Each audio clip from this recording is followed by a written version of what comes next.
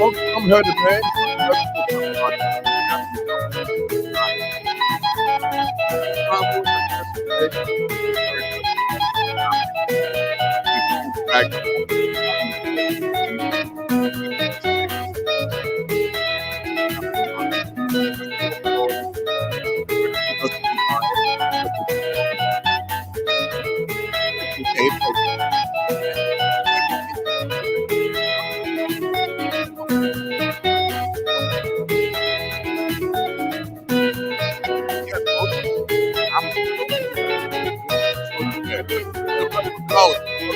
Go.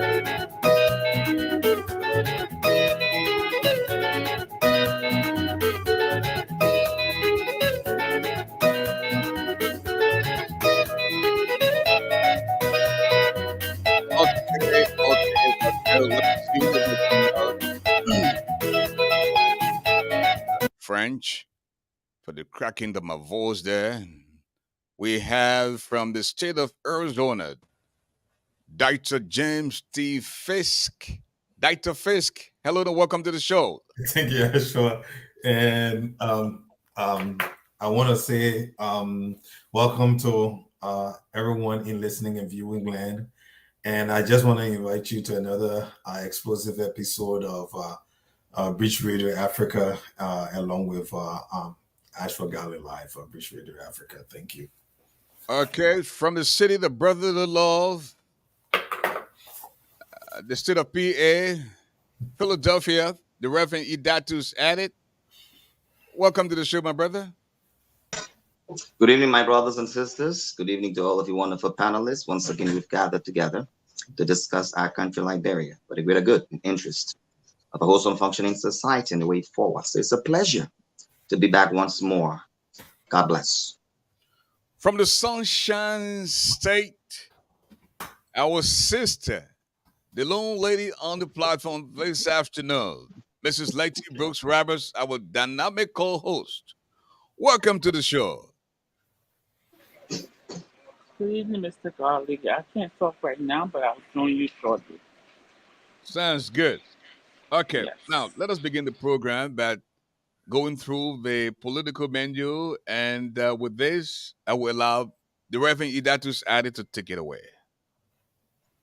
Thank you, Mr. Garland. Wonderful audience. What is trending predominantly is that the government of Liberia has decided now to have Mr. Sam Livingstone Freeman suspended for time indefinite. I listened to the DEA director or spokesperson, rather, Mr. VJ, this morning, and he said that they were investigating this drug infiltration into the nation and that the results will be posted. Now it has been decided clearly that it was not moringa leaves that were imported into Liberia. It was, in fact, methamphetamine, something that is very serious and more devastating to our youths.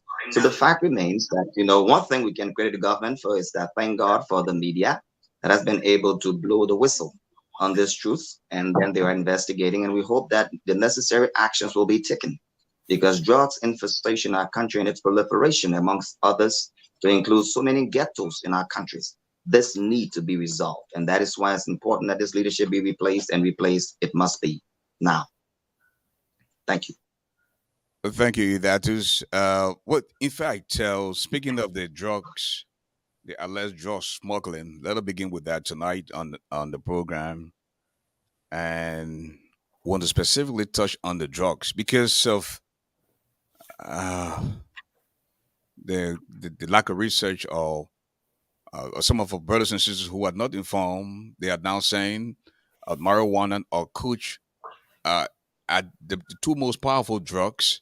In fact, when they heard about meth, they said, "Oh, that meth is not too strong, but it's not bad. It's not bad. It's not too strong." Now, that is you're in the medical field, and Dr. Fisk is also in the medical field. Help us understand, Dr. Fisk, uh, how dangerous is this meth drug? Yeah.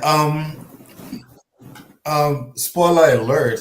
I intend to do an editorial on Monday that will delve more deeply into the differences and similarities between a number of these drugs. But worst of all of them, I would say, is meth.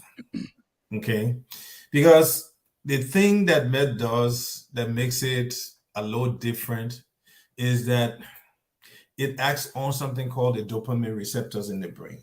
Okay, and the dopamine receptors in the brain are the pleasure area of the brain. So what it does, it triggers that rush of pleasure. Okay, so then after it triggers that rush of pleasure and then it goes away, you find yourself wanting more. And then at some point when you want more, then of course you find yourself doing basically just about anything to get access to meth. Okay. And what is worse with meth is if and when you become addicted to this stuff, which can happen very easily. Once you become addicted to this drug, and then you find yourself withdrawing from meth, that is where it becomes even worse. Because when you are withdrawing from meth, you have primarily psychotic episodes. In other words, you start to have auditory visual hallucination as well as something called tactile hallucination. Okay, so you have, and one of the worst forms of hallucination is something called command hallucination. This is when your mind is telling you that someone or some people are a danger to your life or something like that, and you can easily kill them. Okay, so most of the time when you hear, especially in the United States, people talking about um, linking killings to mental health, it is because of the substance use that cause people to have command hallucinations. So they take an AR rifle, go into a store, shoot up and kill up people. It is because of that command hallucination. So that is the situation. And when you use meth, you think you are invincible. Basically, you think you are all powerful. You can assault anybody. You can do just about anything, and you are untouchable. That's the level of euphoria that meth gives you. Okay, no other drug. I mean, they do it to some extent, but meth is like the worst, like in its own class.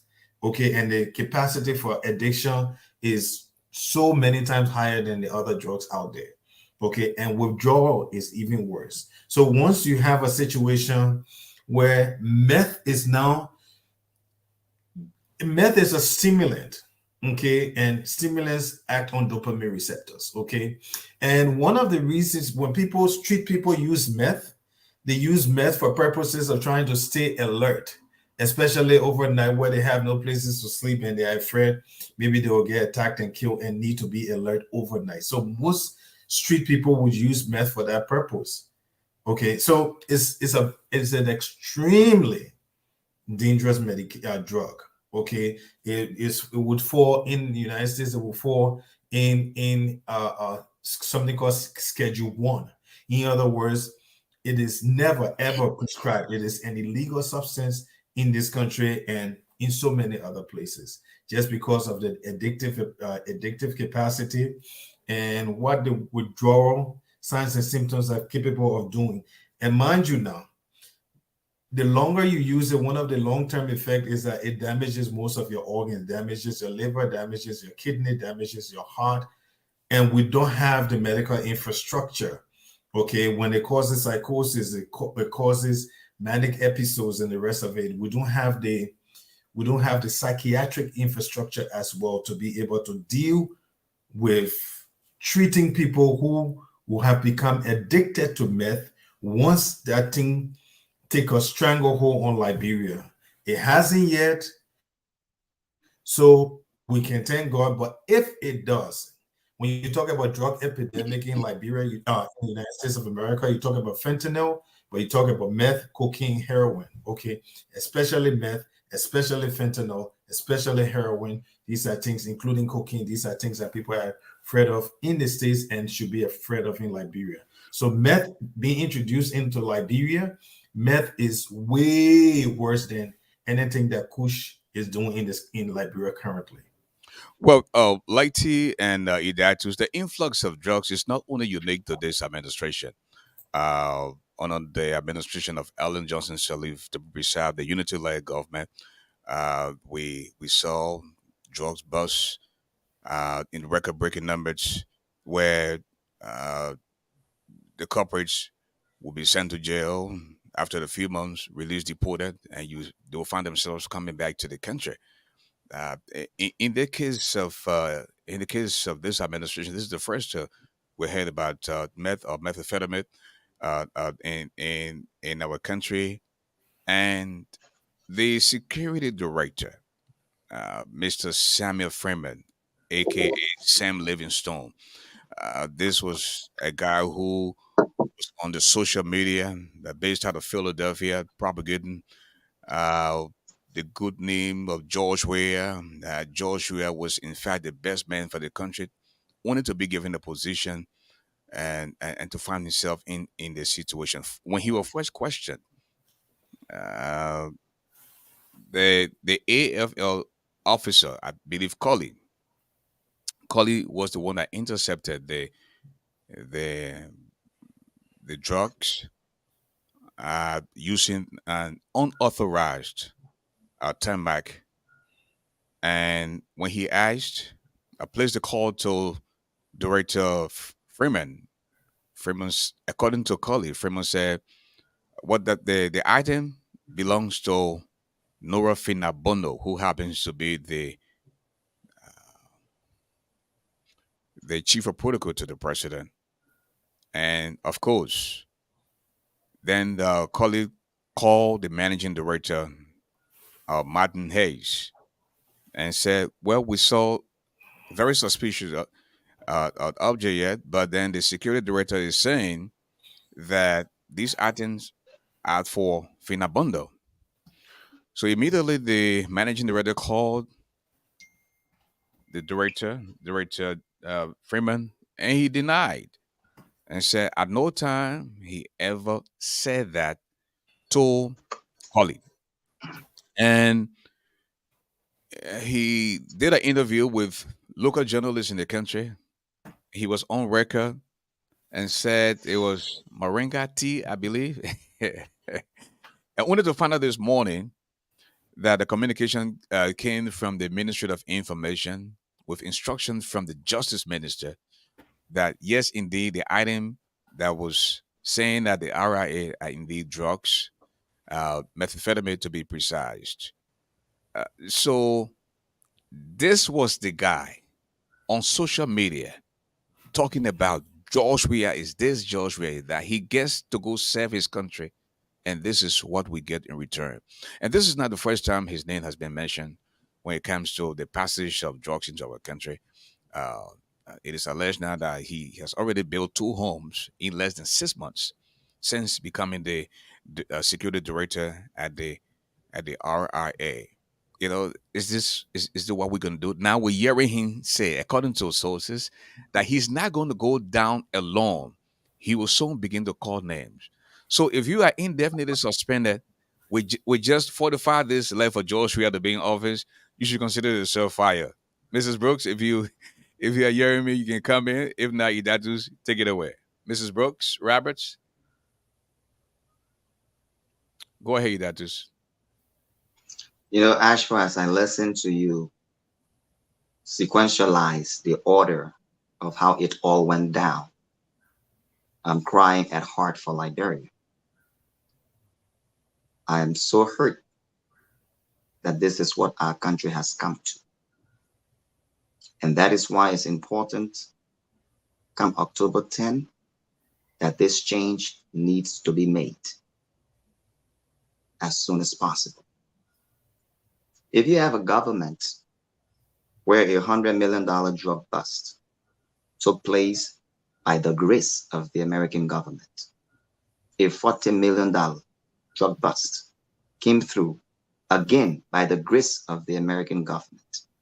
And now we see the director of security at our international airport is directly shrouded in the importation of drugs that will be detrimental to our youthful population, the ones that will be transitioning to As for those of us who grew up in the war, have by God's grace, we've come to America, we've gotten educated, we got educated before the war, some during the war. We are transitioning the stage. We are not young again, but it's the generation that we're transitioning Liberia to, who have become victims of the drug infestation and proliferation of ghettos, where you have the chief of protocol organizing tournaments with ghettos instead of developing institutions that will treat our young generation, rehabilitate them, because these are the people we'll be returning Liberia to.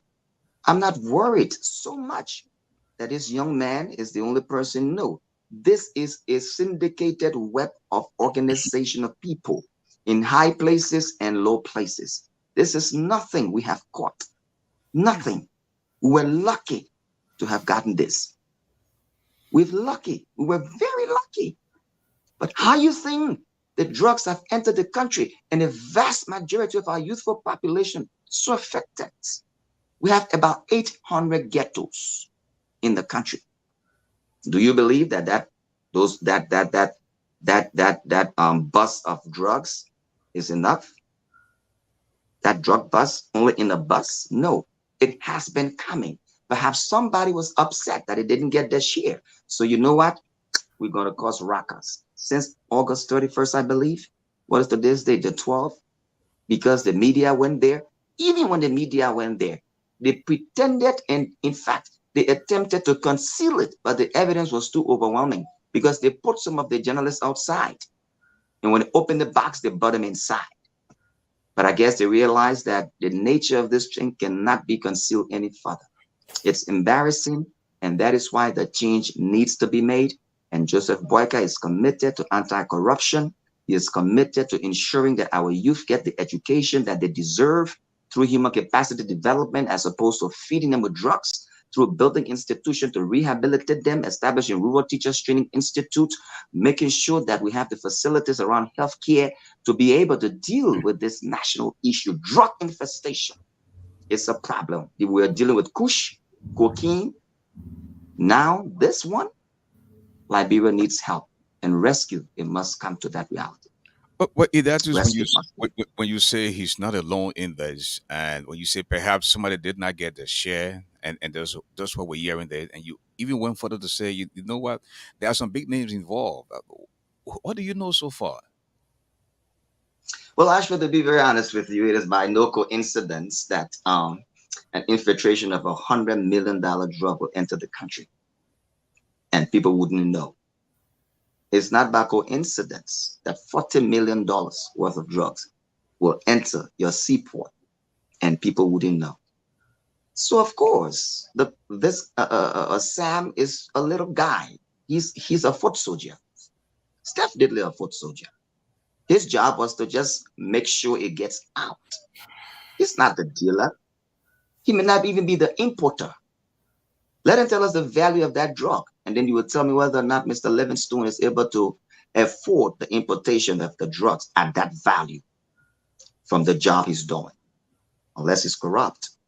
It's not. It's obvious that this is a syndicate of the highest order. It's not by coincidence that the president's residence, Jamaica Lodge or Jamaica, has been stigmatized as a drug haven. It's not by coincidence that his chief of protocol will be so close to the Zogos and organizing tournaments. It's not by coincidence that the US government will put sanction on Mr. McGill from the president's office. You think they don't know that corruption is happening in the president's office, but they send him a message that we see and we know what's happening, from money laundering to insecurity in the country, to importation of drugs and its proliferation, to the widespread of ghettos popping up here and there. The international community know. But how desperate are we as Liberians ready to make this change? Now is Doc- the time. Dr. Fisk, how stupid can one be? Is this some type of distraction? With just 28 days to elections, look what we're talking about.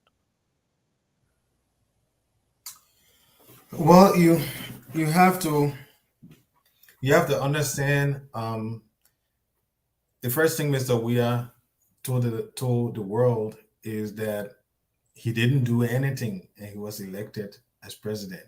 In other words, he did not deserve the presidency, but Liberian people forced it upon him.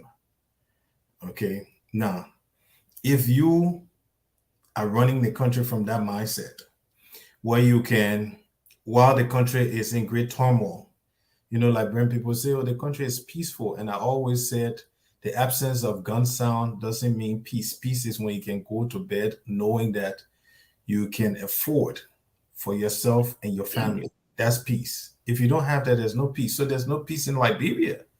Okay. So in the absence of peace and tranquility, you have someone who is supposed to be the head of state of a country, leave the country undone and goes and sit to watch soccer for his son. In other words, he puts his son and his family above the entire country. Now, if you put your son and your family above the entire country, and then Mr. Mobile Molu can go and pay you $10, $10, and you go and you're getting the street. Basically, what you guys have done is to compromise the integrity of the entire country only because of $10. There's this argument that, oh, the people that the money eat it. No, I mean, sometimes bad as it is, you're already drowning. So let the person know that it's about time that you pack up and left. If you don't take yourself seriously, nobody will take you seriously. So Mr. Weah is gambling on the fact that the country has become so poor and so destitute that the people are not necessarily focused on the issue, that he can basically buy their votes. Okay, so he's trucking them to places in containers and the rest. If you allow yourself to be treated like an animal, okay, where you will be packing container and shipped somewhere for a purpose, then of course, as far as he is concerned, these people are subhumans and will basically bend to his whims and caprices. Okay, so it's up to the Liberian people to, like the Reverend Datu said. Okay, so sometimes when you retrospect on these things, sometimes I ask myself, is it because Liberia never was not under white colonial rule and had to struggle for independence? Is this why Liberians take everything for granted? Even the vote to protect the prosperity of the future of their children? Because what is happening now, it is destroying the future generation. So in other words, we are basically, and every nation that is powerful, that is advancing, is because of education. Mind you, education is that bedrock. So instead of having Liberian children educated, you are having Liberian young people using drugs, especially meth. It is now adding meth into the mix. So then you're going to start looking at killings. You start looking at suicides. You start looking at all those kinds of things just because of the introduction of meth. Okay, because I was reading somewhere talking about men say, oh, well, it's not so dangerous. No, it's the worst kind of introduction of substance that's going to happen to life. That's going to be the worst narrative. So even the American government, I'm not surprised had to get involved, because now this is serious stuff. Now, then we start to talk about sovereignty. Do we have sovereignty if we are behaving in this manner? Whether even the U.S. government got to come and tell you, you need to stop what you're doing to your own people. I talked about impunity yesterday. Okay, if we don't have a system, then we have a culture of impunity. And in the presence of a culture of impunity, you have someone who doesn't belong, and you make him what he is not. So at the end of the day, our own hands created the consequences that we have right now, and it's up to us to redeem ourselves. Now, the point of departure between me and the Reverend is that Joseph Boakai is that person to lead that new beginning for Liberia. I don't think so, because for the last 12 years, Ellen had an opportunity to start the country on a trajectory of creating job opportunities, because she had UNMIL and the full backing of the international community, and she wasted that opportunity for 12 years. And as a result, the despondence caused the Liberian people to gravitate towards someone who only thinks that respect is given because of skin color. Because if you talk about Weah and you talk about his presence in Europe, the people always talk about him as being very disciplined. How can a guy who was disciplined when he was living and working for white people come to Africa and decide to treat his own people like animal?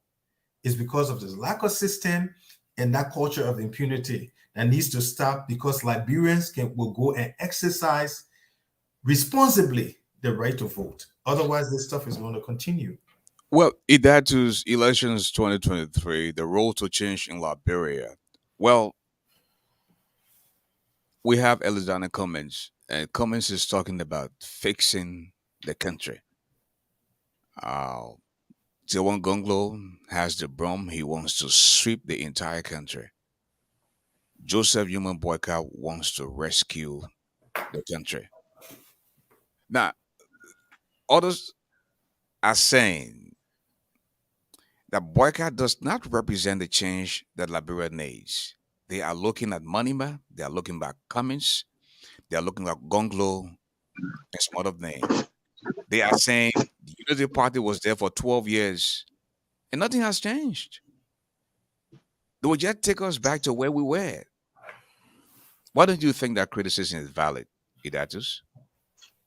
Right. So, unfortunately, it's certainly not valid. Let's look at what Madam Ellen Johnson Sirleaf took over under the Unity Party leadership that included Joseph Iman Boyka. Your infrastructure were broken down. Your infrastructures were broken down. Your hospitals were completely dilapidated. Your education system had to be revamped. Your roads were destroyed as the result of the war. Your governance structure and systems were not in place. She took over a broken country, the Unity Party-led government of which the Honorable Joseph Boyka took over. If you listen to Alan White, he said when Ellen came to power, she had no money. She was asked to turn Charles Taylor over for $50 million. She came to power with a budget of 80 that later on grew to 588 million. By virtue of the sound economic policies she put forward, Liberia enjoyed the benefit of debt liquidation. The way you get investment into your country is by being able to sell your country that will bring foreign direct investment. How many companies came to Liberia? 66. How many has left since George Weah came to power? You had no electricity through her administration that included that of Joseph Boyka. You have the Mount Coffee Dam being repaired. You have the Lofa Hydro being rebuilt. Today, electricity is throughout the length, and it's gradually in the interior and other parts being supplied through the CLSG line. Who do you think made that happen? It was the Unity Party government. Look at your infrastructure, the ministerial complex, your airport being rebuilt, your roads that were paved under Ellen Johnson Sirleaf. You paved more roads than this government in her first 5 years. So make no mistake, your educational system was in tatters. See what she did to revamp, reconstruct your schools, to get students back into school. So when somebody says that, oh no, you're going back to the past, then they certainly don't know the past. Because the government that she inherited, your country was in total darkness. The government that she inherited, your transportation were non-functional. The government that she inherited, your roads were bad. The government she inherited, the government did not have hospitals. You were at an all-time low, not to mention the moral decadence. Today, you got debt liquidation, electricity through the CLSG line. And that is why the Honorable Joseph Boyka made it very clear. Yes, it's true. We had international community. We could have done more, but there was some missed opportunity. That's the kind of leader we want, someone who is able to speak frankly concerning the nature of our crisis and be able to inspire us to band together, think Liberia, love Liberia, and build Liberia, irrespective of our socio-political divide.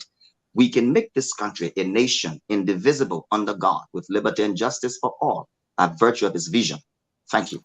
What I will bring in Dr. Fix. I'm pretty sure Dr. Fix would disagree, but before then, I want to introduce our friend and brother in the media, Lofa Julius. Julius, welcome to the show, my brother. Please unmute the device.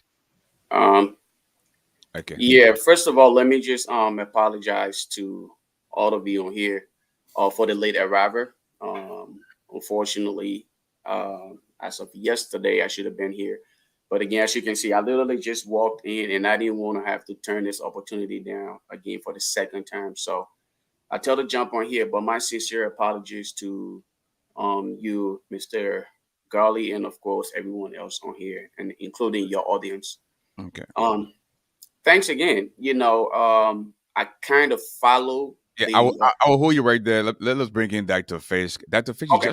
you just listened to Idatu's added lay out in a little bit turn why he thinks Joseph Boyka is the guy that will bring that change to Liberia.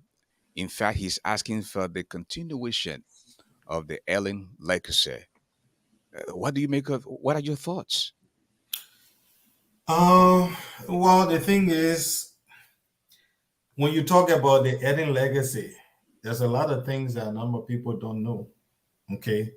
When before Ellen could become president of Liberia, Ellen was one of the architects of a policy that was intended to bring expatriates into Liberia and to pay them extravagant amount of money to work in the country and to help turn the country around. So there was a huge budget that was allocated for that purpose. And some of us who were also in government at the time advocated that instead of having expatriates coming to Liberia, you can have Liberians who work in the international community coming in to work. So some of us advocated for Liberians to get that money. One of the persons who was heavily involved in my participation in that process is the previous Deputy Minister of Information, Bernard Warity, because each ministry of government under Judy Bryant had a responsibility to look at that policy that was created by the likes of Ellen and Toga McIntosh and all those people, Dr. McIntosh, and come up with a rebuttal of, what kind of adjustments could be made. Okay, and the position of the Ministry of Information was that instead of bringing expatriates, they should actually bring Liberians. And I was one of those behind that document. Okay, and because of the kind of advocacy that people like me push, you had Liberians coming in to take that to take on that. So Ellie had, I'm just saying this to say that Ellie had huge international support. So when she sent in that package, she got the support, and there were people in government that were getting thousands and thousands of dollars on a monthly basis. Instead of using that money to help build their own countries, they started using that money to pay student loans and the rest of it. So are you trying to tell me, in all fairness, that the same way how Ellen was able to put, it's called the GMAT document. Okay, go back and research it. The same way how Ellen was able to put together that GMAT document with the help of people like Dr. McIntosh and got international support, are you trying to tell me that Ellen Johnson Sirleaf could not put together a project for the international community to come and support Liberian agriculture by building factories so that Liberians will be able to harness what is being produced in Liberia? Is that what you're trying to tell me? That's impossible. In Ghana, on the refugee camp, the record is there. You have something called the Liberian Refugee Business Caucus that was able to get millions of dollars for Liberian refugees in Ghana. That was just an idea that I floated with business people on the camp. So don't tell me that an idea cannot work. Okay, so Ellen had the opportunity to create jobs, but her focus was trying to liquidate the debt that Liberia owed. But the thing is, every nation owes debt. Okay, but after 12 years and you did not have jobs, what did you do? You left a situation of despondence. And the Reverend talked about, thank God there's not much killing on a Ellen as there is on a Joshua. But are we so quick to forget the amount of rape episodes that took place on Ellen? Are we quick to forget that? Do you know the outcry of Liberians against the fact that there were so many rapes that were occurring under Ellen, and Ellen was not speaking out? Have we forgotten about that? What was Joseph Walker? Okay. And Joseph Walker said he was a park fast running car or whatsoever the case may be. And I argue that if you were parked, what it means is that the president did not give you any voice whatsoever in order to get us as ordinary citizens to agree with you. Show us documentations that you presented to Ellen Johnson Sirleaf to say, this is what, can I please do this? 30 And seconds. the president said no.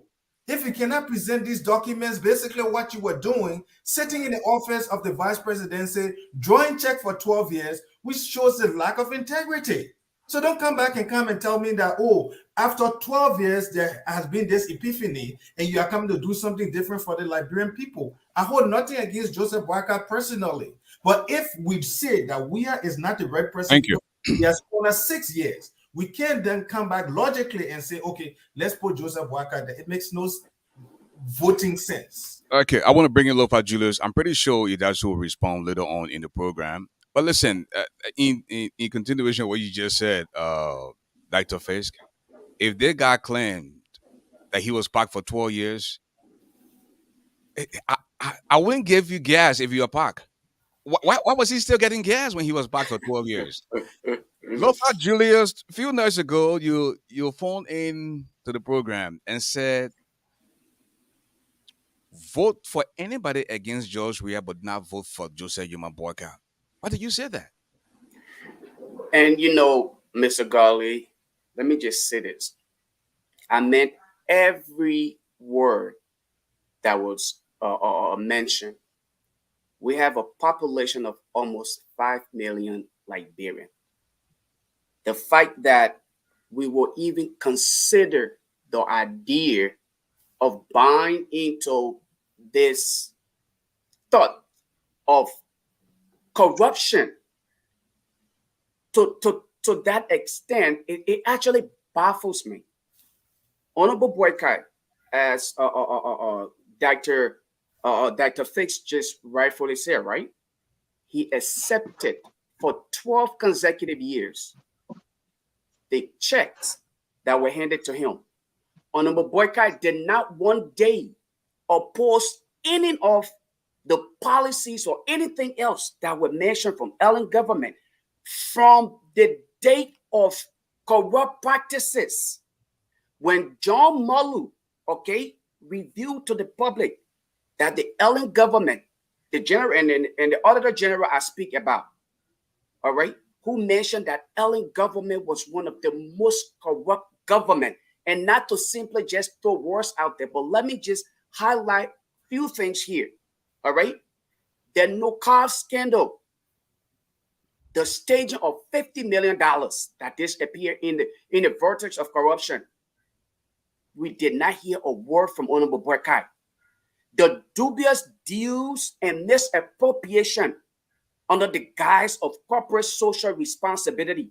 It was again under Madame Sirleaf. Okay? It did not stop there. The silver mining saga.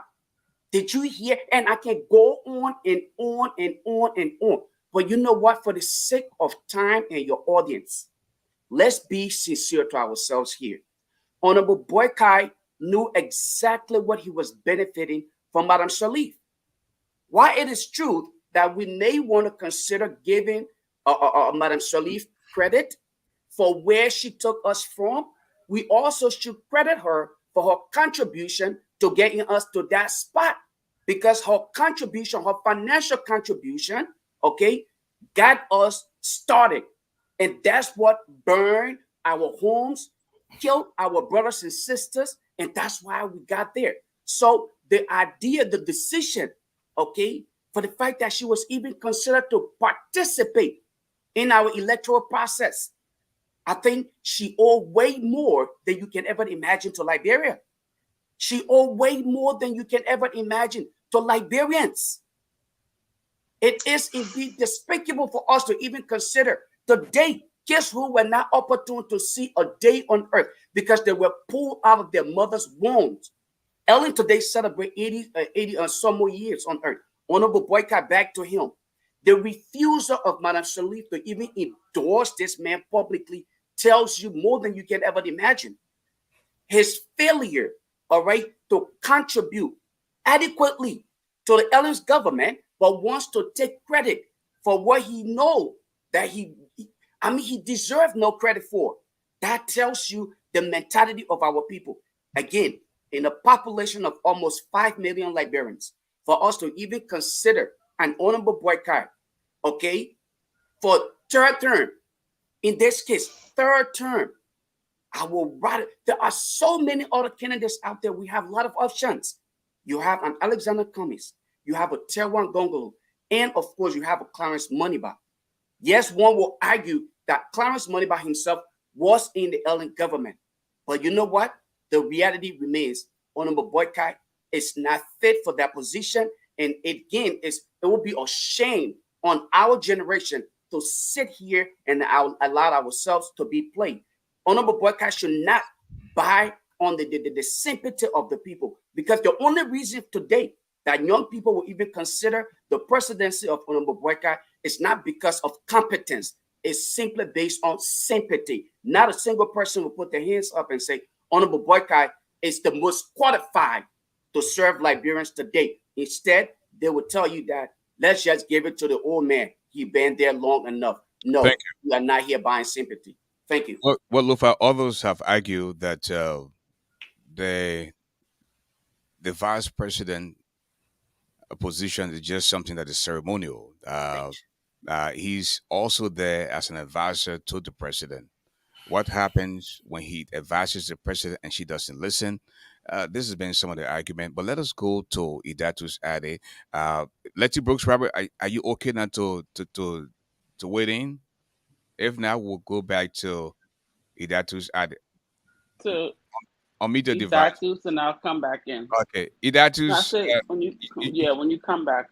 You just had two blows thrown at you. First from Dr. Fisk, and our friend and brother Lufa Julius. What say you? Right. So thank you. Let me make a first correction. Dr. Fisk, I did not say at least.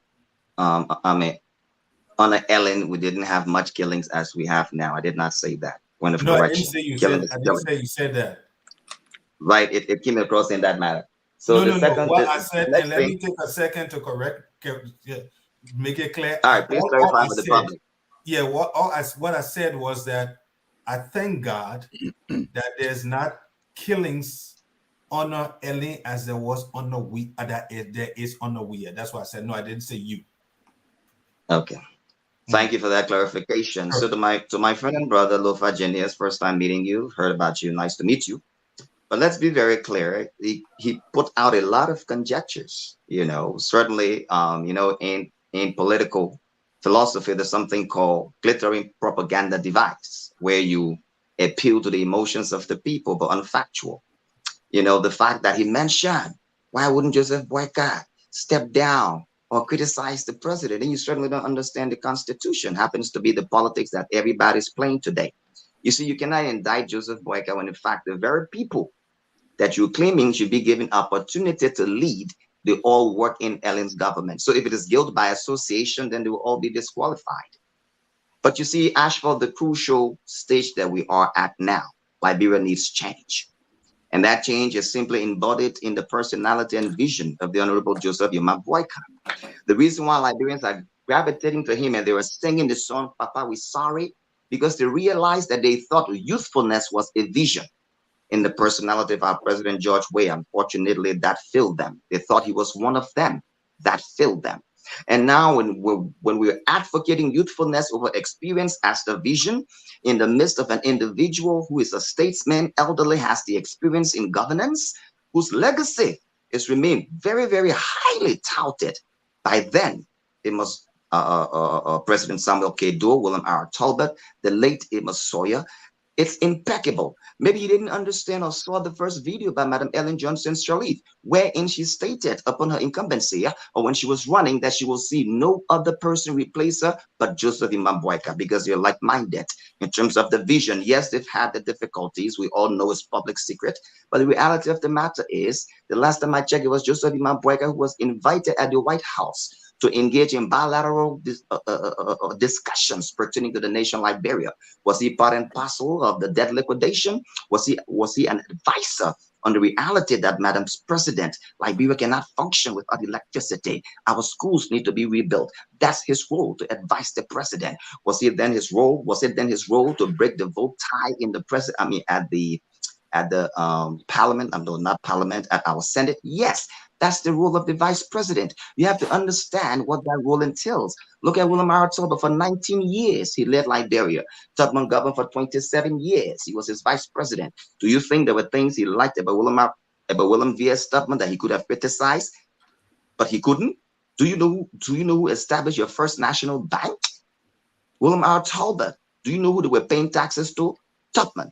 So the reality is very clear. Until you have the helm of power, you are able to make that difference. And that is why my friend and brother Lofa Genius told this whole world today that vote for anybody but Boyka. But it was the same Alexander Cummings who precisely stated he doesn't want to be a vice president, because he understood that at that level, you cannot make the impactful change you need to make. So you can run with the misunderstanding that, oh, Joseph Imam Boyka was a parked car. Yes, he did say he was a parked car, but here is the oxymoron, a parked race car. In other words, was communicating the truthfulness to the Liberian people. I, in terms of my experience, expertise, could have done more if I was given the leverage. And by the way, $2 million is nothing. It's 166,000 US dollars a year to manage a staff of 50 people. Do the math. Do you really believe that a staff of 50 people, that's enough money to run the office? Your vice president, in fact, your first lady, gets $2 million. $2 million in your national budget. Joseph Imam Boyka had a group of 77 under him. We've published that budget and challenged the entire world to come and audit the budget. We haven't had that yet. So we can run with this, speculation. What did he do with $2 million? Go look at the office of the vice president and you will learn how government function and the office functions. So, it's glittering propaganda device. And that is why the Liberian people believe that he's a man of integrity and they want him to lead. And so they sing this song, Papa, we are sorry, we made mistake. Papa, we are sorry, we made mistake. That's a powerful message. And they are calling him to take at the helm of power. And that is why he's asking you, Lofa Genius, if youthfulness was a vision, then Liberia will be far today. We believed in him because of the vision he put forward. We believed in him. Why that? Let me land, Mr. Genius. I'm almost landing. Julius. And that is why we believe in him.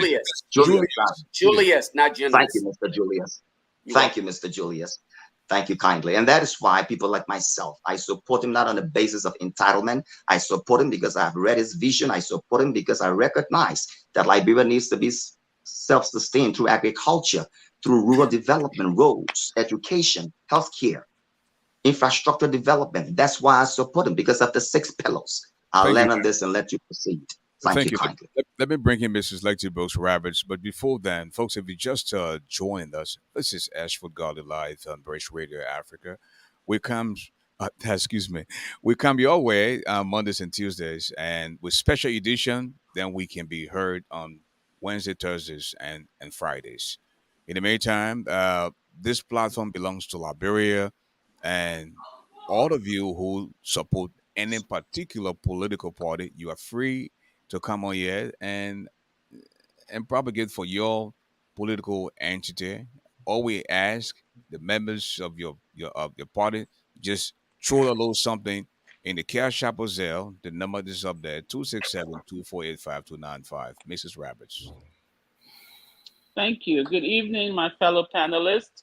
Welcome, Lofa Julius. When I am not on Bridge Radio Africa, this is my other home away from home. He always brings the issues that matter. But I do want to speak to the drug issue. As we stated last night, that it was something fishy. Just in the timing, first of all, 11 days or 10 days, what government does that? and to find out it's unraveling, you know, as that Pastor Fish said, it saddens us who live in the West and see what drugs can do to people, millionaires, let alone people who cannot even afford the habit. So if you can afford the habit, you know you'll do whatever it takes to feed the habit. And that's where we are very disappointed in the people that lead our country to see how our people are living and want to put them in such situation. That stuff is not even good for rich people, let alone poor. So, I am holding this government accountable in their exit interview that they let some people go for bridging the security of our country. It's a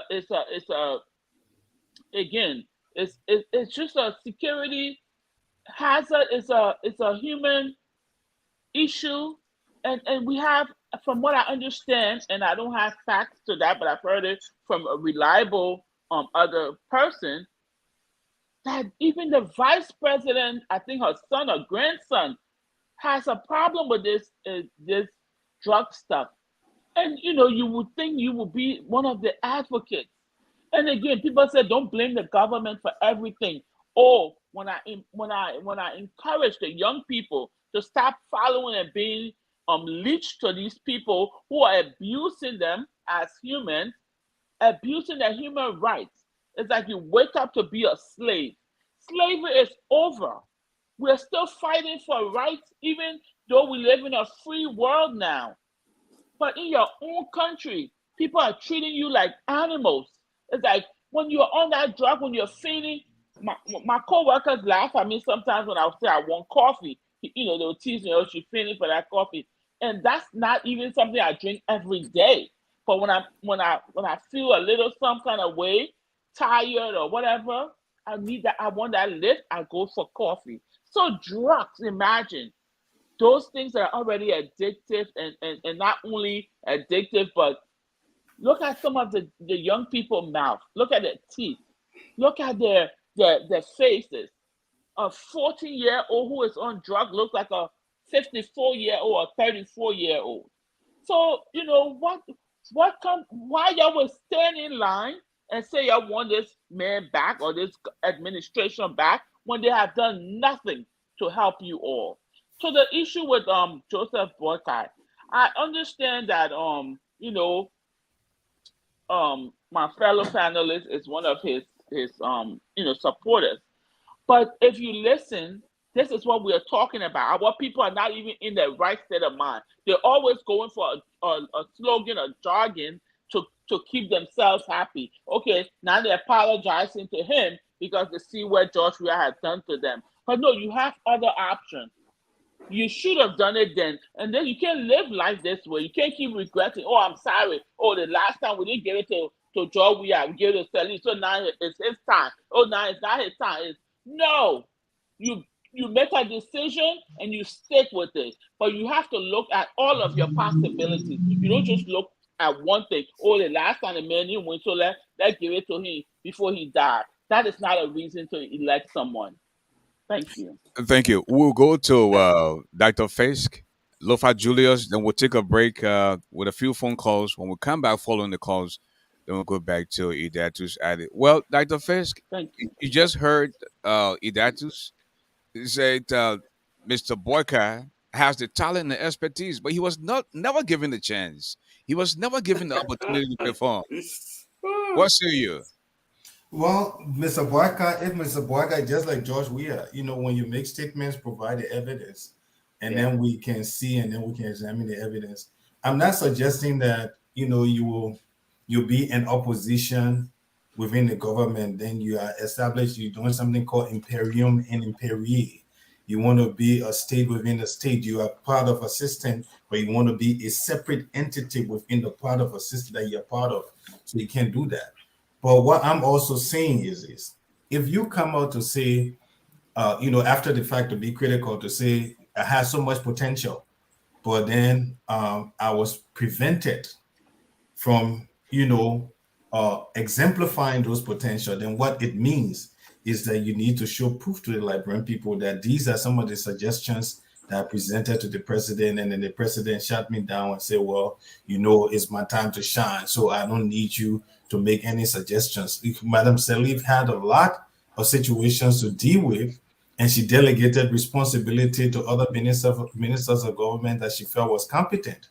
In Yes. his role as vice president, in his role as an advisor, he was the person who had the opportunity to take on those responsibilities and those challenges that the government had and needed assistance with. Okay, so unless he can provide proof, then of course everything is null and void.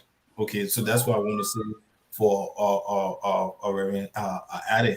And with respect to the drugs, okay, if Mr. Weir has decided to take his people to be less than humans, he's a racist. Okay, that he only thinks that living like a decent person should happen when you are living among white people. When you are living among your own black people, you treat them like animals. You put them in containers like fish. You say you're going to build houses for those people and not treating them with dignity, giving them jobs for them to build their own homes. You even have the nerve to take their parental responsibility away from them by going in to pay the children WIAC fees. How demeaning and disgraceful do you want? How much do you want to step on the Liberian children, the Liberian family, the family structure, Mr. Weir? And then the Liberian people, and most of them, because they don't see the danger of this patron-client kind of nonsense. They kind of hail him as a god because he went and paid WIAC fees, assuming the responsibility of parents. So what I've always said, logically speaking, if Mr. Weir has demonstrated the greatest degree of callousness when it comes to leadership, for which he needs to be removed, then logically speaking, you can say you're gravitating towards Joseph Boakai. Because the reason why Mr. Weir is president today is because of the despondence towards people like Ellen and Joseph Boakai. So then why the Liberian people will jump on now and say, okay, we sorry? Isn't it the same Liberian people who, when there was so much rapes under Ellen Johnson Sirleaf and so much corruption with the Noka and the rest of it, they couldn't wait for her to go? And then, but after she left, the other day she jumped in the street. What were they saying? Mama now come. Mama, that was so disgraceful and disheartening. When will the Liberian people learn? Thank you. When? I'm telling you, man. When will they stop this slogan? Thank you. Especially in the country with irresponsible slogan. You kill my Right. mom, you Yeah. kill my pa, I will vote for I'll you. vote for You you. know, Bo, you know, Bo, I will vote for you. Now they turn around and say, You twisted, not twisted. we sorry you were there for 12 years and taking pay and not providing any useful suggestions, any useful ideas, any Ideas. useful responsibilities to Ellen Johnson Sirleaf, and for which she became a massive failure. Then the Liberian people say, sorry, we'll put you there. No, it's not about age. We're not looking at age. No. What we are looking at, Thank we are you. looking at ideas. Okay? Because if Mr. Boakai, I know once upon a time when Ellen Johnson talked about agriculture, she went and took a hoe. In the 21st century, Ellen held a hoe in her hand. I don't know how many people can remember that. Thank you, Face. The iconic picture I have of Joseph Boakai is trying to inaugurate a hand pump. Hand pump. Thank you, Dr. Face. Seriously. Lofa Julius, you listen to Idatu's Addy explaining what you guys have been running with. Okay, that Joseph Well- Boycott, hold on 1 minute, please. That Joseph Boycott gets $2 million every year in the budget for himself. In this case, he said the office of the vice president has staff members. Okay. In a total of 50 people in his office with just $2 million, and his salary was $166,000. No, I didn't say his salary. I said a month Okay, a spread month. across. Okay, 160,000 spread a month, right? A month then Yeah, $2 million. spread across. Yeah, it's spread across. So he said that the thing that you guys are running with, that he gets $2 million in the budget for himself, is far from the truth. Lo-Fi? But I mean, again, I don't think that was an exact statement as far as it being far from the truth, because it is indeed the reality.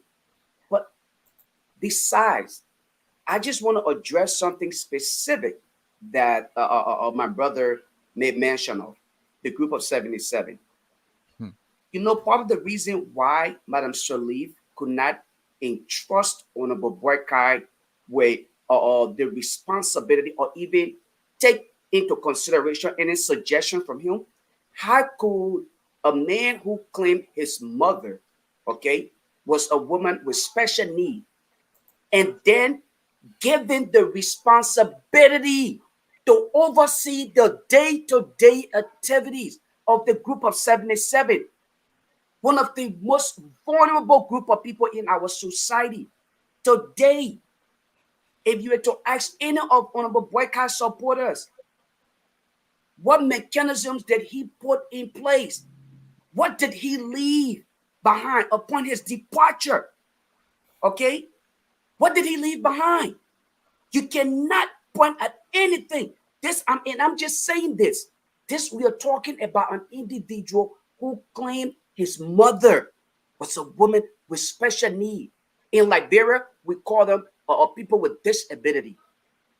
This man could not show to Madame Sirleaf that based on the law for his mom, he would have done something to impact the lives of one of the most vulnerable group of people in our society. Unfortunately, he left them to fend for themselves, fell flat on their faces, and Honorable Boycott was still accepting his checks regularly. He did not one day refuse whether or not, okay? And I don't record a day where any of his salary were actually delayed as compared to the current vice president, who I can give a little bit of credit, even though not a single person in this government deserved. But at least at some point in time, she complained that she wasn't getting her salary, or she wasn't even getting her gas slip. Honorable Boycott received every salary, every per diem that he needed to get, and he lived luxuriously and pretended, okay, as though he was a victim. This is making mockery of the situation, for the mere fact that he would even consider to use the group of 77 as something to talk about, to sell Honorable Boycott to Liberians. I hope my brother was really kidding when he made that statement, and I hope that he will reconsider that, because this is a man, again, I want to emphasize this. This is a man whose mother was a woman with special need. Honorable Boycott ignore all of that. Then we talk about everything else that came. How in the world would Madame Sirleaf even want to consider him serious? To provide suggestions? No, I wouldn't do that. I wouldn't do that. The reason, again, the political reason for which Madame Sirleaf made this statement, which my brother wants to run with, that she endorsed his candidacy. Guess what? Madame Sirleaf knew exactly what she was doing, because the mindset of our people, all right, to the level of God, the gullibility of some of our people, Madame Sirleaf thought she was playing, and she knew how to play the card, because she needed the support of the Lothians. She needed the vote of Lothians. So she needed to bring him closer. And she knew he was not, it wasn't based on his competence that she even considered him for the position that he served as a vice president. It was simply, again, based on sympathy. And we will not sit this time around and grant him another opportunity. 18 years based on sympathy. Honorable Boycott cannot point at one thing. As a man who actually is involved with agriculture, or was involved with agriculture, he was given 5 years out of government. Point at Honorable Boycott's investment in agriculture in Liberia as an ordinary citizen, as an entrepreneur, an investor, private investor in agriculture, to support our food shortage, where he's from Lo-Fi County, okay? Lo-Fi County, we are the breadwinners, or we consider ourselves. Where are his investments? Where is it? Yeah. Okay? You don't make mockery of the situation and expect the people to sympathize with you because of your age. And you want to highlight the issue of age? Yes, that's part of the reason why Liberians are saying Papa, we're sorry, because they are sympathizing with him. He came out and told them, look, Liberians, guess what? I'm broke. I can't afford to pay my medical bills. So they're saying to him, because of the kind of people we are, because again, we tend to be, we present ourselves as religious. So our people would definitely understand that. And that's the reason why they're coming back to him to tell him sorry. They're not telling him sorry because he worked the presidency. They're telling him sorry, Honorable Boycott. Go and sit down, Thank you, retire. Lofa. We'll find a way to give you your pension. Thank Thank you, you. Prophet. Well, folks, if you just joining us and want to be a part of the program, the number to call is 267-248-5295. That's 267-248-5295. I'd like to say welcome to Godwin We Adore, Moses Thamans, Precious Johnson, Human Through Cranker is also in the building tonight. We also want to say hi to Precious Smith and Wilberg Dogba is also here. Doe Williams. We see Siata Townsend, and we also see Nathaniel Dayboy. As we wait for callers to begin calling, I think I will give the air show Idatus as he responds. Idatus? Thank you kindly, Ashford. It's one thing to do politics. It's another thing to have the facts. I repeat, it's one thing to use glittering propaganda device, invoking the vice president physically challenged mother, and attempting to gain the sympathy of the Liberian people. But I'm confident that they know better, and that is why I'll certainly respect the physical challenge of our ambassadors, soon to be president. But let me give you some facts. I did not speak of the And let gift. me I and let said his me and let me mother. give you some facts, I said his Mr. mother. Julius. Mr. Julius, let me give you some facts here. For fiscal year 2014-2015, do you know what the budget of Group of 77 was? Oh, Do you know, asked Mr. Julius? you asked to provide fights, right? Thank you. So the budget for Group of 7. All right, so let me proceed and dismantle your bloviation. So between fiscal year 2014-2015, the budget of Group of 77 was $281,908. That budget was characterized into goods and services and salaries. Do you know how much of that money went to salaries? $136,500. If you Do continue you to know pose who this paid? question, Let I me will finish. respond. Uh, But no, uh, you Ashford, can't would ask you me kindly protect me, Lofa, everything. please? please. Lofa, Ashford, please. Ashford, would you Lofa, kindly please. protect me? Hold on. Lofa, He please. asked you a question Because though. Lofa, Correct. please do not interrupt the no, man. I'm not asking you question, Mr. Yes, Lofa, you Julius. I'm did. not Yes, you asking you did. question. Okay. Lofa, he All just said right, all right, he's asking a question. Please, Mr. Julius, I asked you, you didn't know, and you asked me to Idatus, provide the please So facts, and continue. that's what I'm doing. Idatus, please Thank you continue. kindly. I give you a chance to explain. Thank you kindly.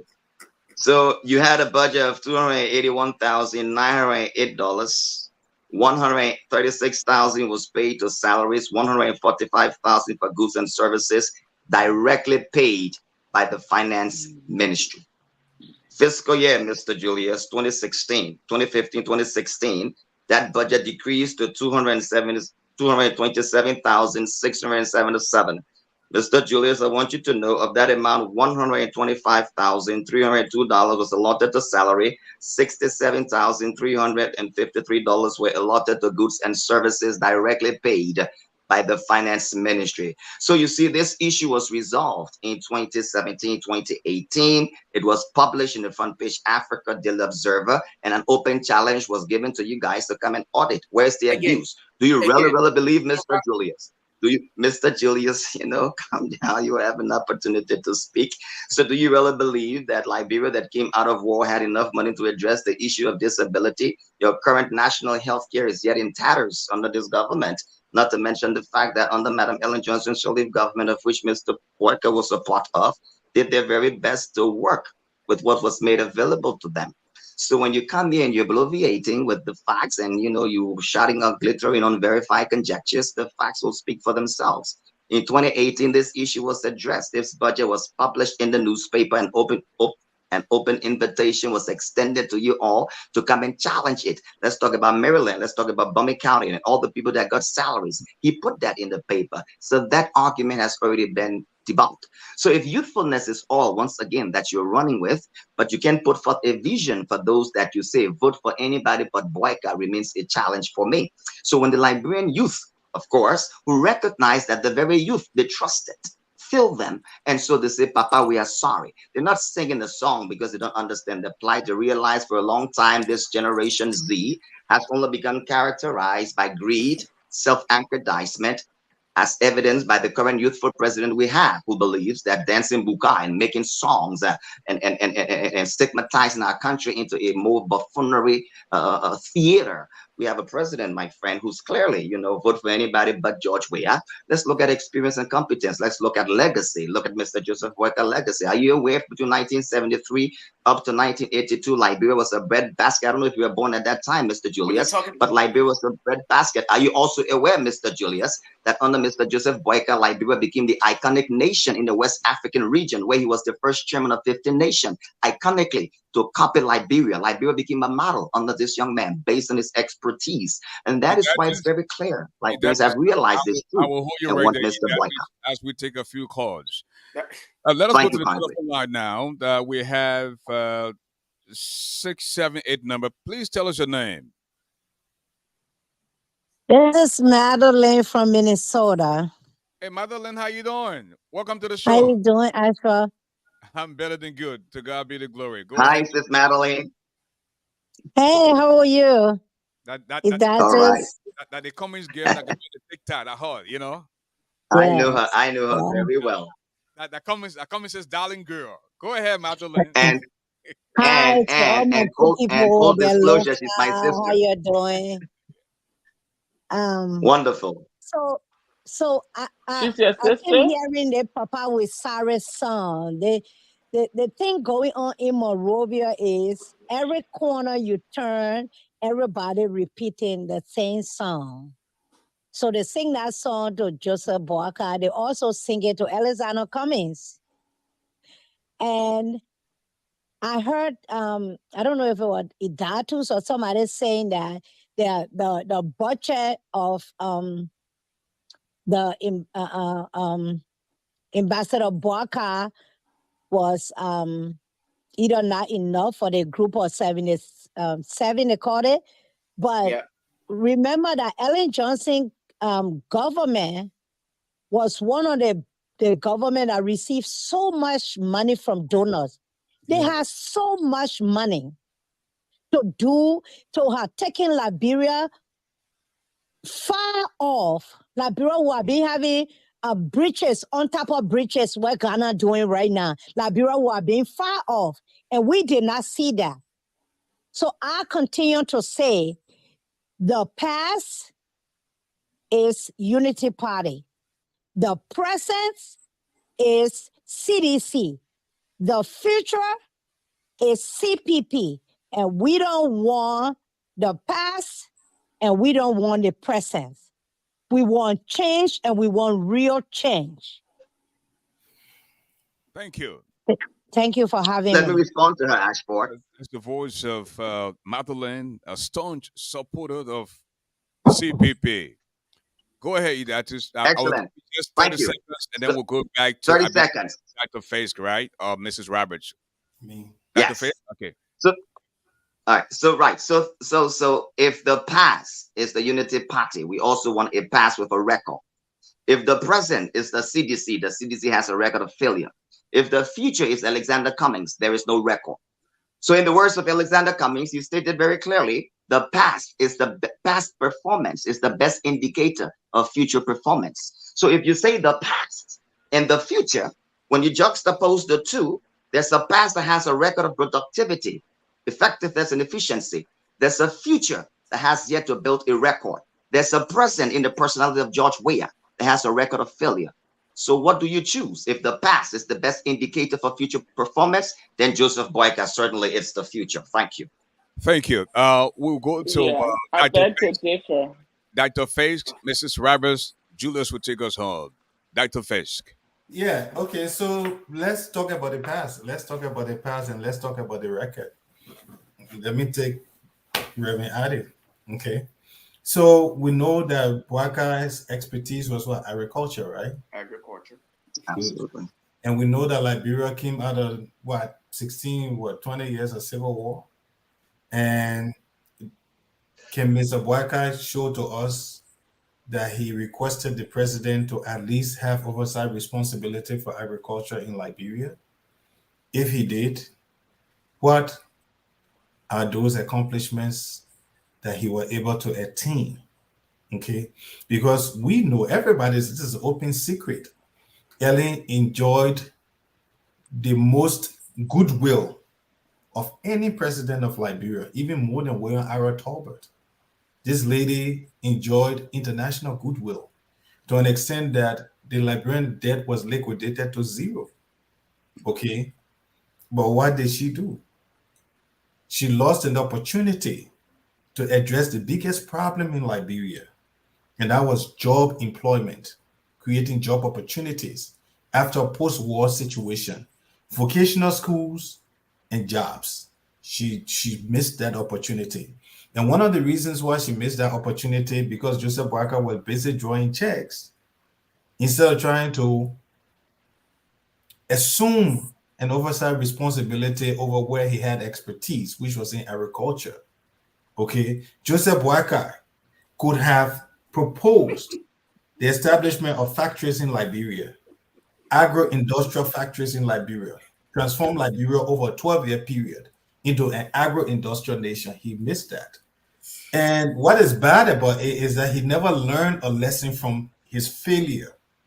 Okay, that even now that he's running to be president of Liberia, if you look at his 5 pillars or 6 pillars, I don't know how many pillars, he mentions agriculture. Liberia's problem is not agriculture. People are farming over there all the time. The problem in Liberia, as in most other African countries, is the creation of agro industries.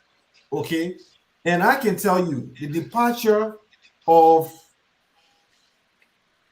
development in the West versus Africa is the advent of industrialization. Once industrialization entered the West, it was finished with Africa, left Africa way behind. So now we are in the information age. Okay, so all I'm saying is that if Mr. Boakai was supposed to be this experienced thinker, it should have reflected in the number of job opportunities today. Mind you, Mr. Weah, most of the projects, that's the argument. Most of the projects that we are seem to be implementing are a continuation of what Ellen and Boakai started. Okay, so in other words, theoretically speaking, and I stand to be corrected on that, had Boakai started that whole project of trying to transform Liberia into an agro-industrial nation, we won't be where we are today, because what George Weah will have continued to build more factories rather than build soccer fields. So you can't come back to me and tell me, say, oh, once upon a time, Liberia was a breadbasket of Africa, when we know very well that the United States government was giving Liberia free rice through the PL 480 program. The PL 4. And then when they got ready for us, because Toba was not towing the line, they manipulated that whole rice thing and fed the nation false propaganda, and then Toba was overthrown. Meanwhile, people like Boakai was in the corridors of power. Why didn't he advise Toba that rice should have been a national security commodity that should not have been under the exclusive control of the United States of America? Didn't he have that kind of foresight? And this is the person you want to make president of Liberia? If logically speaking, I continue to say logically speaking, if you say that George Weah is a mess, who is messing up the country with drugs and all these kinds of things, couldn't create decent jobs, building soccer pitches in West Point and Clarendon, where you have poor and destitute people, not even a vocational school, but a soccer pitch, not even a factory, but a soccer pitch. You cannot logically turn around and say, okay, then let's bring Joseph Boakai, person who had an opportunity to transform Liberia, create more jobs in agro-industry. And even up until now in his platform, there's not a single mention of the word agro-industry. He talked about agriculture. No, Liberia don't have an agriculture problem. I challenge that. Are you trying to say Liberian farmers are not farming? That's not true. The same way how CDC talk about pro. Liberia is not poor. Liberia is mismanaged, chronically mismanaged. That's a big difference.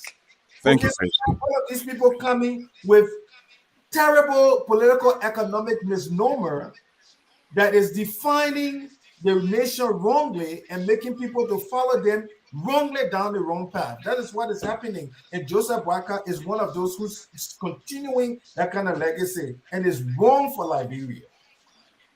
Thank you. Well, Precious Smith Madison, the Cash App and Zelle is still on there. I want to say a big thanks to Madeline for visiting the Cash App. I see my sister Henrietta Conan Morgan. One thing I like about this lady, she quick to visit Zelle. You know, that and the way she uses Zelle in a very peculiar way is something that I love to see her doing all the time. Princess Johnson and the rest of the crew. Well, Mrs. Lexi Brooks Roberts, then Yes, Lofa thank you, Julius Mr. Garley. begin taking closing Okay, statement. Go ahead. great. I just wanted to begin my statement with this past, present, and future. And no, Pastor Addy, you know what I don't like it, and I'm not a minister of the gospel, but when people use, a Bible verse that favors them, or that Jesus turned wine to, water into wine when to support their drunkenness or whatever.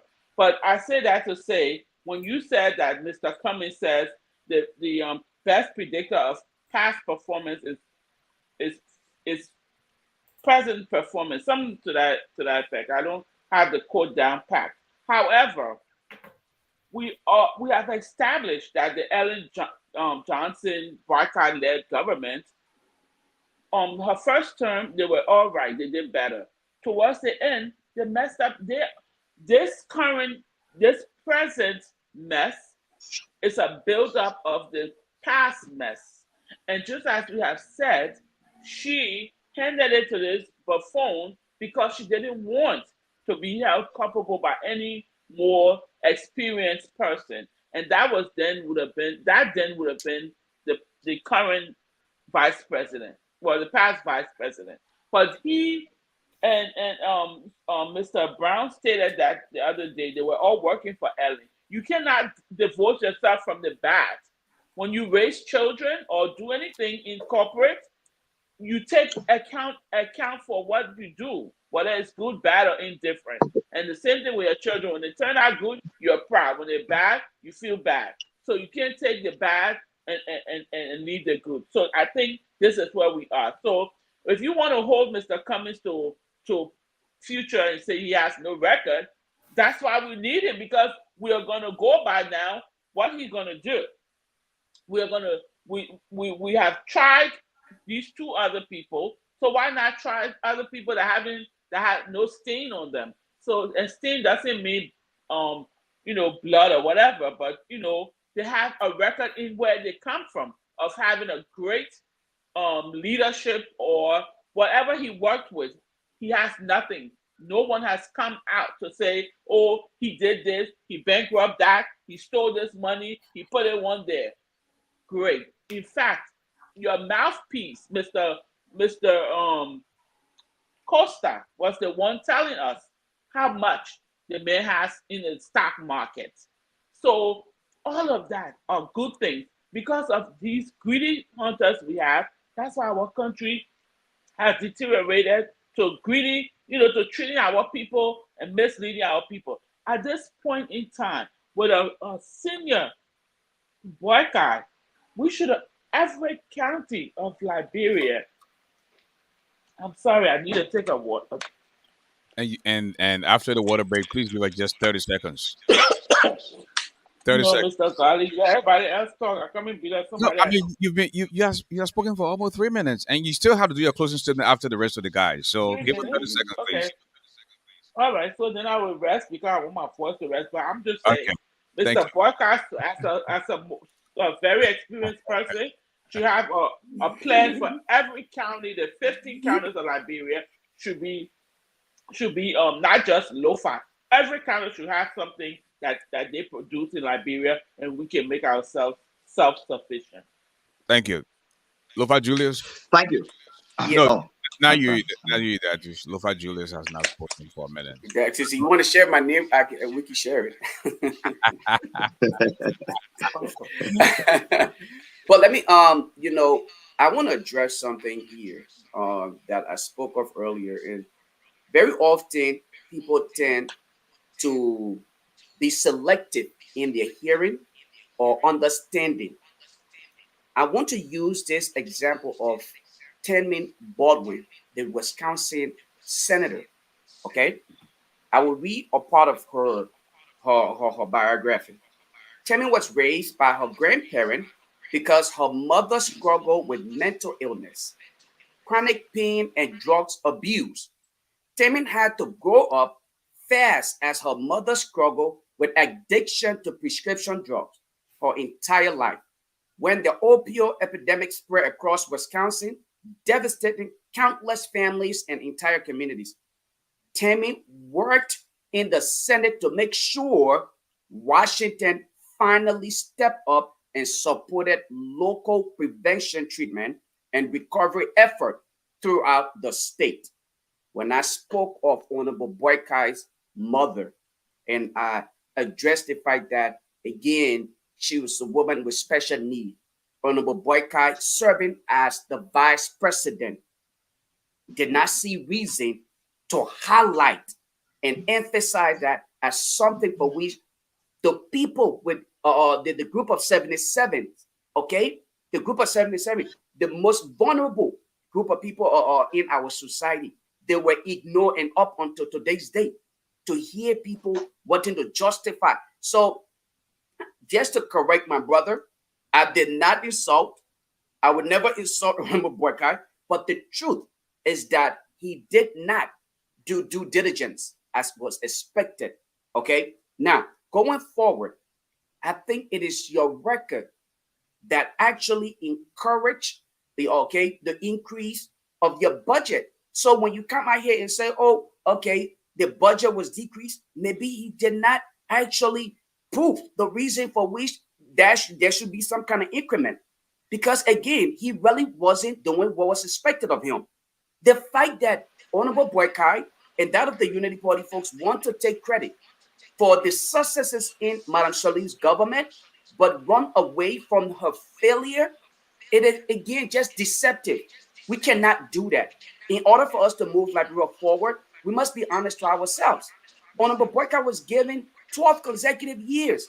If he could not work in hands with his boss, and today his boss cannot recommend him, and you and I know this, living in the Western world, when you decide, okay, to seek promotion, your direct supervisor will serve as your reference. And unfortunately, up until today's date, that have never happened. Even in this down moment, Honorable Boykai is yet to be here. We are not seeing anything of Honorable Boykai to sincerely prove. That is the reason why I'm highlighting the fact that the decision of the people to even follow Honorable Boykai today is not because they believe he's competent. It's based on sympathy.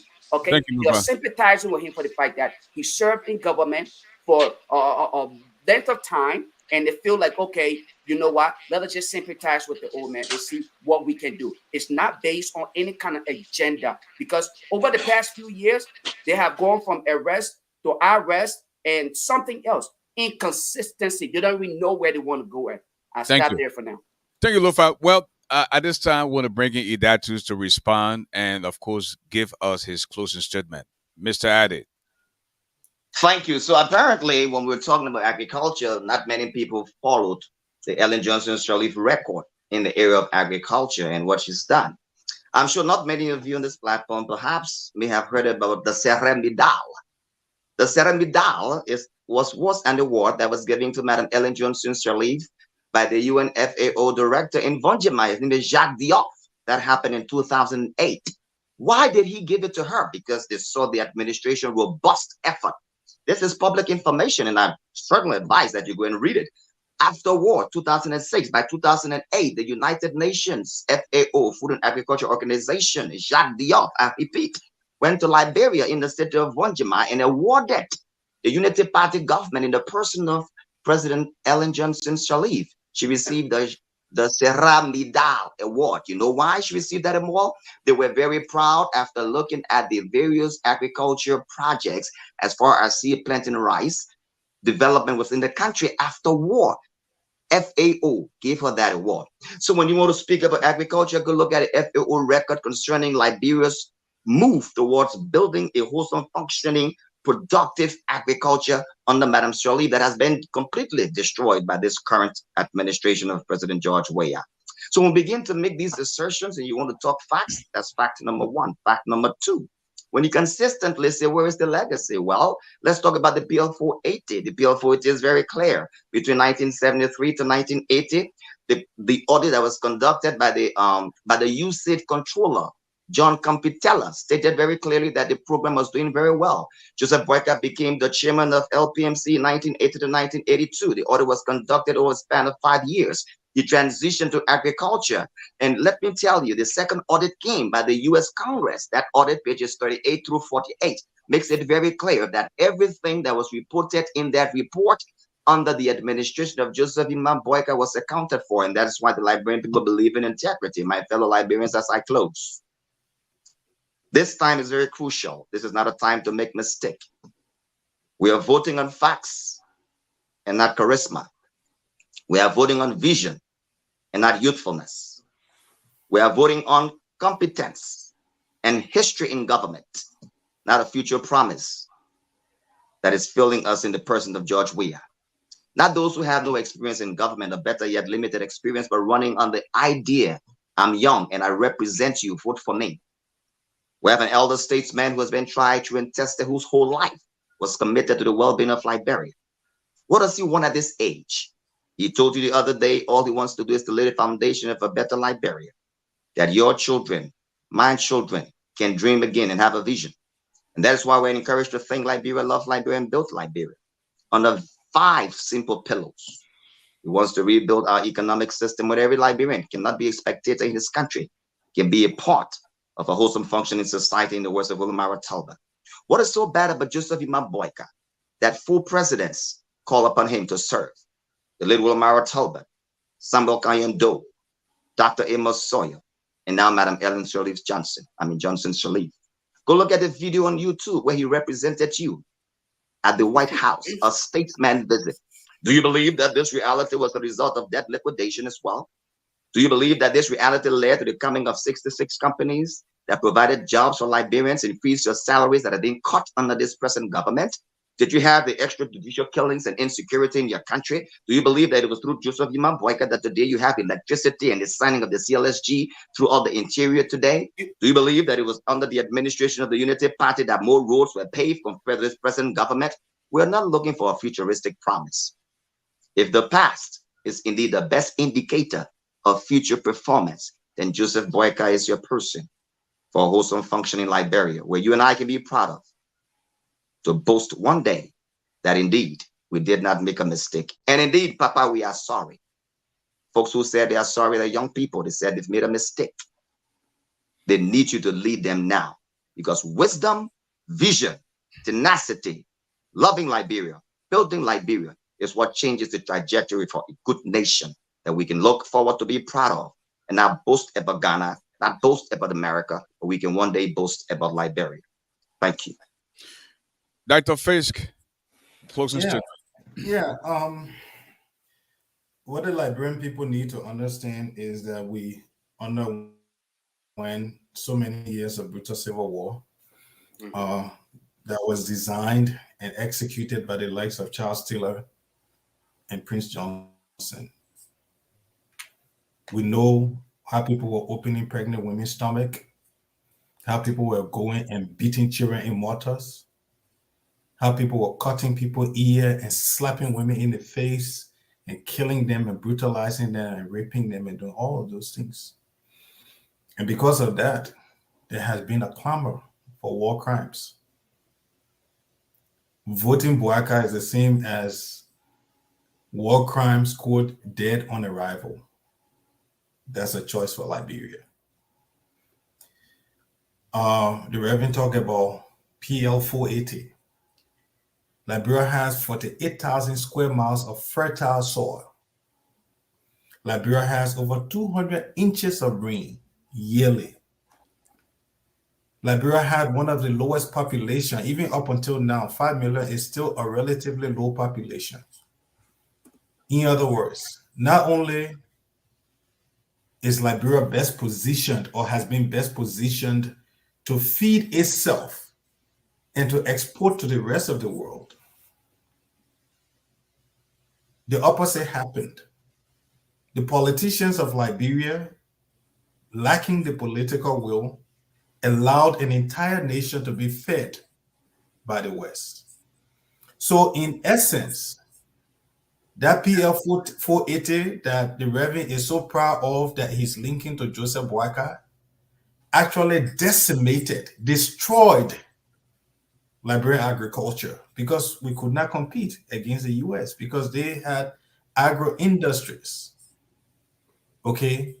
Not only did the PL 480 decimate Liberian agriculture, it also undermined whatever political institutions or political system that Liberia had, the evidence of which is the execution of 13 government officials, Liberians, like ourselves. We killed them because you say they were Congo people, and they were corrupt. Well, we are the same people who are hailing the likes of George Weah and Joseph Boakai. We talk about Joseph Boakai and he having agriculture expertise, and then let's look at even Eileen. Liberia had the opportunity. I talk about GMAP. GMAP was a proposal that was structured by the likes of Ellen Johnson Sirleaf and Dr. Toga McIntosh to secure international funding for Liberia through the introduction of expatriates into that country.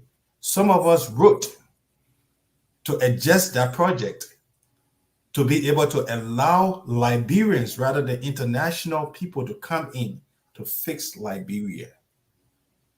And Ellen used that to pay her compatriots from America, who then took the money back to America to pay their student loans and stuff like that. Joseph Boakai was there. If we are saying, or if Joseph Boakai is saying he was a fast race car that was parked, unless Joseph Boakai show me evidence with his agriculture experience that he presented a project to supersede agriculture in Liberia that was rejected by Ellen, that's a lie. Okay? And I want to end up by saying this. Weah has failed Liberia. Boakai and Ellen failed Liberia. The evidence of which is the fact that because of the despondence of their failures, Liberians gravitated towards George Weah.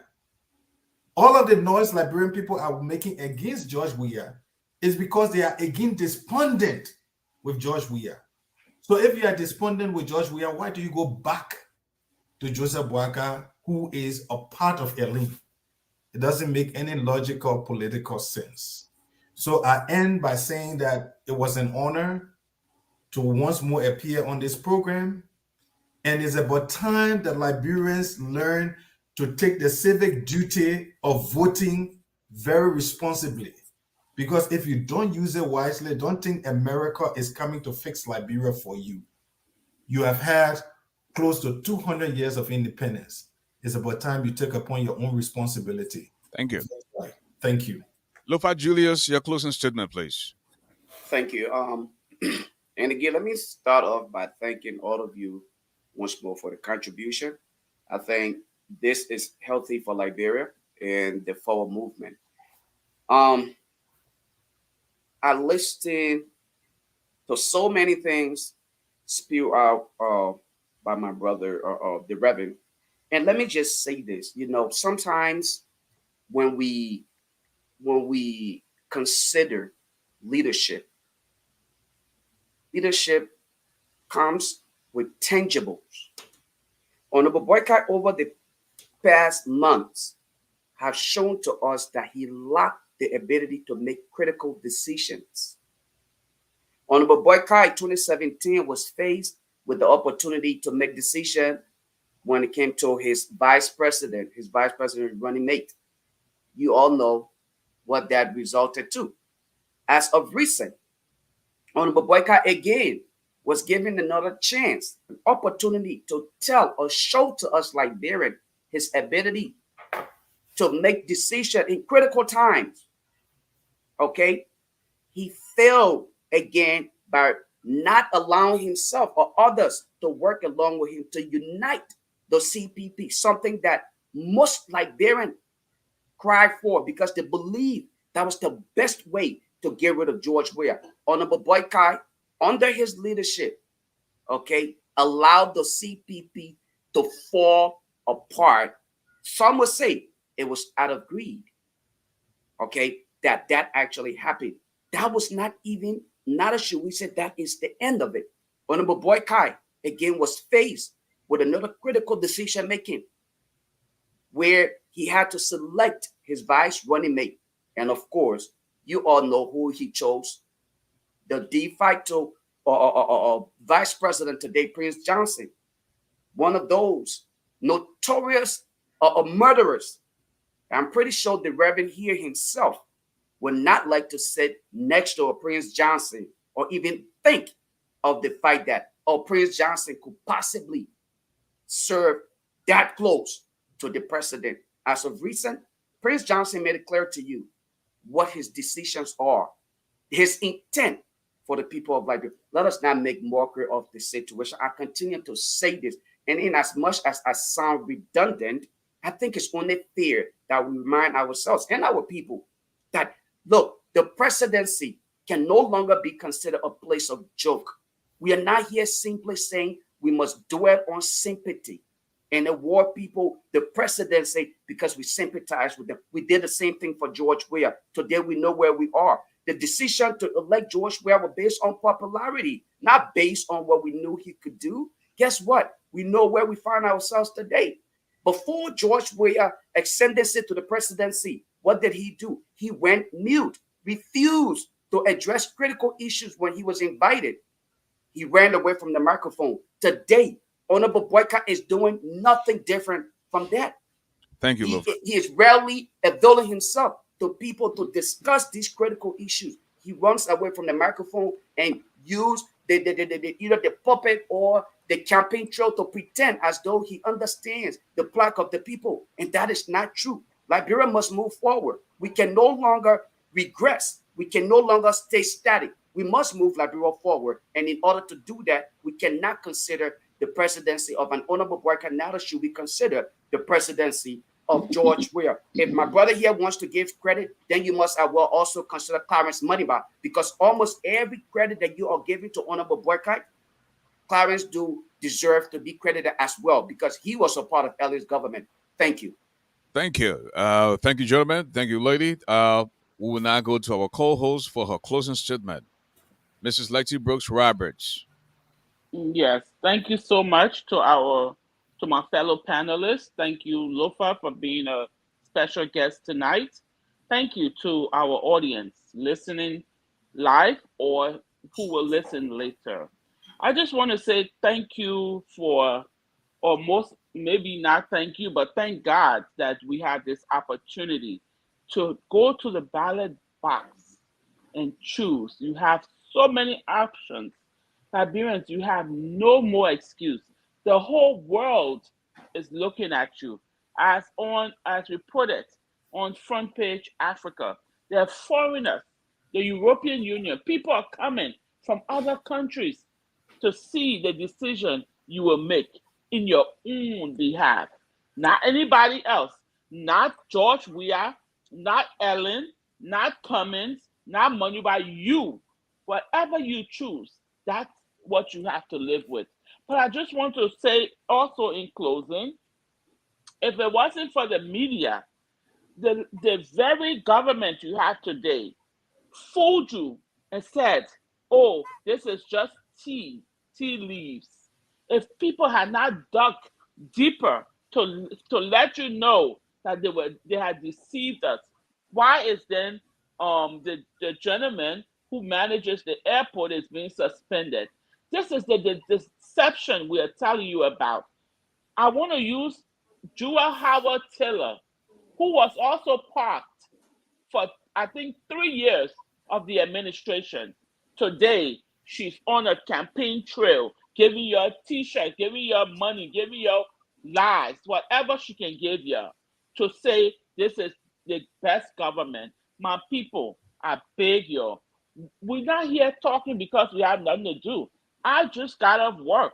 I should have had my dinner and be resting or having time with my family. But we love you all. We care for what happens to our country because around the world, our nationality says Liberia. Just today, some lady was asking me, "Oh, so when did you come to this country?" And interviewing me, indirectly, because no matter how you put on CV, what we do, we are Liberians, and you matter to us. I want to also tell you, Miss Magdala Cooper, who is on the way, traveling with the rescue mission, I want to say maybe 2 months or 3 months ago, was telling Papa Baka, oh, Papa Baka, Papa, you just need to go sit down. Papa, you need to advise us. Papa, you just need to tell us today. These people are deceiving you. You should be wondering what's in it for them, and you should choose what's in it for you. Your vote matters. Speak for yourself and your children for tomorrow. Thank you, Mr. Garley. Thank you to our listening audience. And I want to Thank say you. thanks, and I want to say a big thanks to all of you for being here tonight. Mrs. Precious Smith Madison, thanks for your contribution. Miss Magdalene, thanks for your contribution as well. And folks, let us do this again next Monday and Tuesday on British Radio Africa. And folks, as always, please allow me to borrow the wordings of the wise man. When people say no to you, they are not saying no to you. They are saying no to themselves. They are saying no to living a bigger life. They are saying no to what is going on in their heads because they are suffering from possibility blindness. If there's no enemy within, the enemy outside can do us no harm. Some call him the mastermind, the doctor of love, the medicine of the microphone, Africa's media doobie-doo extraordinaire. Jira, c'est tout pas yege. Zebon play that anja. Kuwa me chira ji. That now you know me golly. Pastor Addis, please take us home in a word of prayer. Mr. Garley, I beg you Let us before he goes. There's a question I have. Why, on the 28 days before election, why is our president coming with 100 people to another country? Big question. That's a good question. We'll find out. an excellent question for Monday discussion, and we'll certainly delve into that. Let us pray. Father, we thank you for tonight's conversation. We pray, God, that in spite of our political pontification and discussions and who we love and who we support, we pray, Father, that you are still God and still sovereign over our nation. Give us a leader after your own heart, just not on the basis of popularity, but one that will point us to God, one that will bring us as a nation, indivisible under your sovereignty, under God. One nation, indivisible, with justice, economic prosperity, and love for country for all.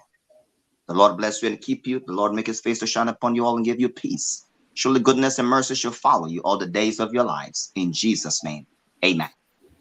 Amen. Good night, folks. We'll see you soon. Good Good night. night. Good night.